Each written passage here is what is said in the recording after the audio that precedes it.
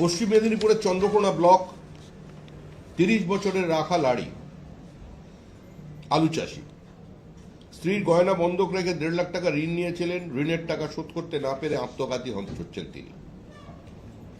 মার্চের দ্বিতীয় সপ্তাহে হুগলি জেলার গোঘাট ব্লকের শ্যামবাজার গ্রাম পঞ্চায়েতের আমরাহাট গ্রামের আলু চাষি ৫৭ বছরের সহদেব নন্দী বিষ খেয়ে আত্মহত্যা করেন। মার্চ মাসের ১৫ তারিখে কালনা ২ ব্লকের কাজীপাড়া গ্রামের ৭৮ বছরের আলু চাষি শৈলেন ঘোষ গলায় দড়ি দিয়ে আত্মহত্যা করেছেন। ২৫শে মার্চ মালদায় আবার আলু চাষির আত্মহত্যা। একদিকে প্রাকৃতিক দুর্যোগ, অন্যদিকে মহাজনের ঋণের চাপ, এই দুয়ের সরাসরি আক্রমণে দিশেহারা হয়ে বিষ পানে আত্মঘাতী এক বৃদ্ধ কৃষক। এই মর্মান্তিক ঘটনা ঘটেছে পুরাতন মালদার মহিষবাথানি গ্রাম পঞ্চায়েতের তেলিপুকুর এলাকায়। মৃত কৃষকের নাম বিপতি রাজবংশী। উনি একটা রাজবংশী বোর্ড টোট কৃষক করছিলেন না, এই রাজবংশী কৃষক আত্মহত্যা করেছেন। আবার উত্তরবঙ্গ, উত্তরকন্যা থেকে যারা স্নেহের বৃষ্টি পেয়ে যাচ্ছেন বিভিন্ন জায়গায়, ধূপগুড়িতে কৃষকের ঝুলন্ত দেহ উদ্ধার। ফসলের ক্ষতিতে চিন্তায় ছিলেন, টানা বৃষ্টিতে চাষের ব্যাপক ক্ষতি, ধার নিয়ে চাষ, টাকা দেওয়া পরিশোধ করতে পারবেন না, বুঝতে পারছিলেন না, আতঙ্কে আত্মহত্যা করেছেন কৃষক, দাবি পরিবার। এই যে তথ্যগুলো উঠে আসছে এগুলো কিন্তু বিক্ষিপ্ত। সামগ্রিকভাবে পশ্চিমবঙ্গের বিভিন্ন জায়গায় আজকে কৃষকের আত্মহত্যার ঘটনা ঘটছে। কৃষকের বহু ক্ষেত্রে তারা হৃদরোগে আক্রান্ত হয়ে যাচ্ছেন। তার কারণ হচ্ছে তৃণমূল কংগ্রেস সরকারের অদূরদর্শিতা, তাদের ভ্রান্ত নীতি, তাদের একগুঁয়েমির কারণে আজকে পশ্চিমবঙ্গের আলু চাষিরা তাদের উৎপাদিত ফসলকে ভিন্ন রাজ্যে নিয়ে যেতে পারছেন না। বাজারকে কৃত্রিমভাবে নিয়ন্ত্রিত করবার উদ্দেশ্যে উড়িষ্যায় যে আলু ঢোকা বন্ধ হয়ে গিয়েছিল, আজকে উড়িষ্যা সরকার অতীতেই তারা আলুতে স্বয়ংসম্পূর্ণ হয়ে গেছে। একটা বড় কনজিউমার পশ্চিমবঙ্গের কৃষকের হাত থেকে চলে গিয়েছে। এটা হলো সামগ্রিকভাবে এই মুহূর্তে আলু চাষিদের অবস্থা।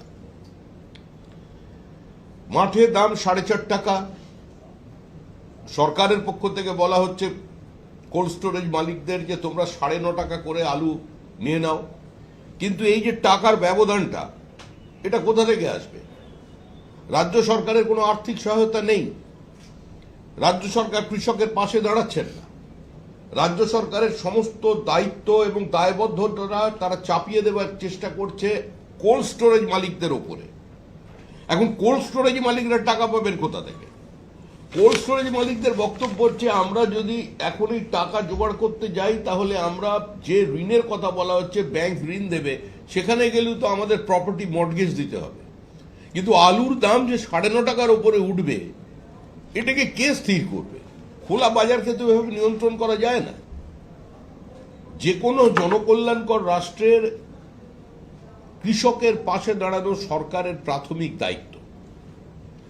ন্যূনতম সংগ্রহ মূল্য সরকার এ কারণেই ঠিক করেন যে কৃষকরা যাতে কোনো অবস্থাতেই কোনো বিপর্যয়ের সম্মুখীন না হয়ে যায়, একটা নির্দিষ্ট দামে সরকার তাদের থেকে কেনে। যখন কৃষক, সরকারের দায়িত্ব হচ্ছে সম্পূর্ণ চাষের ওপরে একটি সরকারি নিয়ন্ত্রণ নয়, সরকারি নজরদারি। অন্তত সরকারের কাছে ন্যূনতম ইনফরমেশন থাকবে যে চাষিরা কি উৎপাদন করছেন, সেই উৎপাদিত ফসল কি মূল্যে বিক্রি হতে পারে। আজকে তৃণমূল কংগ্রেসের এই হঠকারিতার কারণে আজকে এতগুলো মানুষের প্রাণ যাচ্ছে। আজকে ধান উৎপাদনে আমরা ৩য় স্থানে পৌঁছেছি।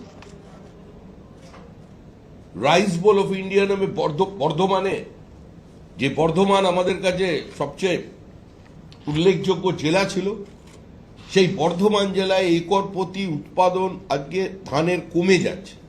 এর কারণ কি?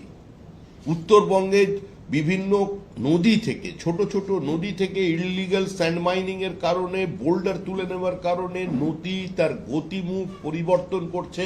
আর পরিবর্তন করার কারণে চাষযোগ্য বহু জমি আজকে জলের তলায় চলে যাচ্ছে। আজকে এই সরকার কৃষি ক্ষেত্রে সামগ্রিক বিপর্যয় ডেকে এনেছে। যদিও সরকার বেশি দিন নেই, কিন্তু ধ্বংসটাকে কোন পর্যায়ে সরকার নিয়ে গেছে আজকে এই ঘটনা তার সবচেয়ে বড় প্রমাণ।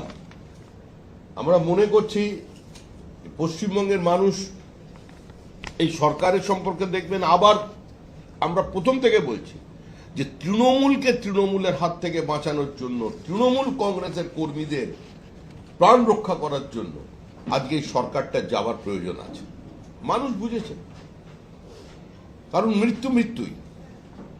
তৃণমূল কংগ্রেসের যে ছেলেটি খুন হয়েছে তার মায়ের চোখের জলের সঙ্গে বিজেপির যে খুন হচ্ছে তার মায়ের চোখের জলের কোনো পার্থক্য নেই, কারণ চোখের জলের কোনো রং হয়। আজকে কলকাতায় তৃণমূল সমর্থক ছাদের ওপরে বসে মদ্যপানের সময় দুই দলের মধ্যে গোলাগুলি, বোমাবাজি, ঘটনাস্থলে মৃত্যু হয় একজন। এলাকায় কার্তুজ ছড়িয়ে ছিটিয়ে আছে। 101 নম্বর ওয়ার্ডের ঘটনা। মৃতের নাম রাহুল দে। একটা তরতাজা প্রাণ চলে গেল, 36 বছর বয়স। জানা যাচ্ছে যে ওখানে জিৎ বলে কেউ কার সঙ্গে এই ঘটনাটা ঘটেছে, এর পূর্ব পরিচিত ছিল। খোঁজ নিয়ে দেখতে পারবেন যে মারা গেছে সেও তৃণমূল, এবং যার বিরুদ্ধে অভিযোগ সেই তৃণমূল। মরছে তৃণমূল, মারছে তৃণমূল। এটাই হচ্ছে পশ্চিমবঙ্গের এই মুহূর্তের চিত্র। 2016 সাল থেকে আজ পর্যন্ত আমাদের 300-র বেশি কর্মী খুন হয়ে গেছে। আমাদের মেরে এখন ক্লান্ত হয়ে যাবার বেলায় তৃণমূল এখন নিজেরাই নিজেদের উপরে আক্রমণ চালিয়ে যাচ্ছে, এবং যত দিন যাবে এই আক্রমণ কিন্তু বাড়বে। আক্রমণ শুধু বিজেপির বিরুদ্ধে হবে না, তৃণমূল কংগ্রেসের অনেক প্রার্থী, তৃণমূল কংগ্রেসের অনেক কর্মী কিন্তু তৃণমূলের দ্বারা আক্রান্ত হতে পারেন। এই বিষয়টা নির্বাচন কমিশনের